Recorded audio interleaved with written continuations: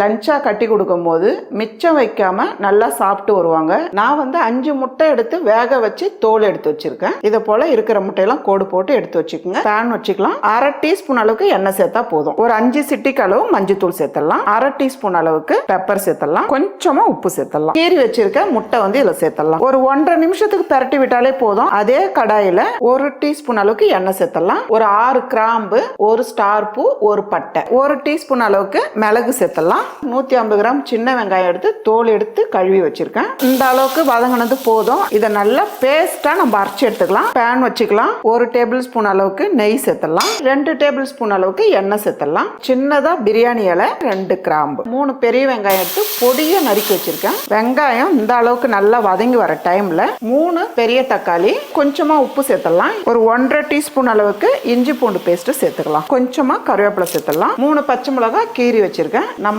வதக்கி வச்ச வெங்காய பேஸ்ட் ஓரளவுக்கு வதக்கினாலே போதும். ஒரு 3/4 டீஸ்பூன் அளவுக்கு மிளகாய் தூள், 1/2 டீஸ்பூன் அளவுக்கு மல்லித்தூள், கரம் மசாலா ஒரு 1/4 டீஸ்பூன் அளவுக்கு, மஞ்சத்தூள் ஒரு 3 சிட்டிக்கு அளவுக்கு சேர்த்துக்கலாம். நல்லா கலந்து விட்டுருங்க. 1/4 கப் அளவுக்கு தண்ணி எடுத்து மிக்ஸி ஜாரை கழுவி ஊத்திக்கலாம். உப்பு தேவையான அளவு சேர்த்துக்கலாம். 1 நிமிஷத்துக்கு அப்படியே இருக்கட்டும். பாஸ்மதி ரைஸ் எடுத்து நல்லா உதிரியா வடிச்சு வச்சிருக்கேன். அப்படியே நல்லா கலந்து விடுங்க. இந்த அளவுக்கு ரைஸ் வந்து நல்லா கலந்து விட்டுட்டு இப்போ வந்து நம்ம இந்த முட்டை சேர்த்துக்கலாம். முட்டையை வச்சு வெரைட்டி ரைஸ்